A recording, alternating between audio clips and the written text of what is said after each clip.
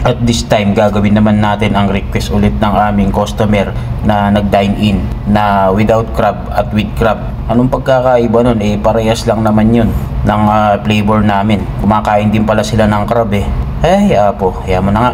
Customers always right nga.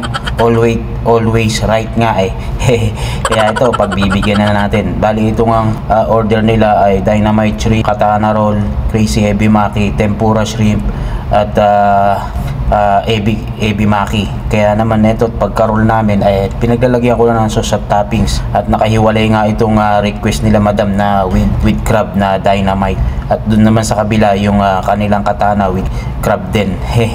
Bali paulit-ulit lang naman tong aming mga roll na uramaki mix sushi.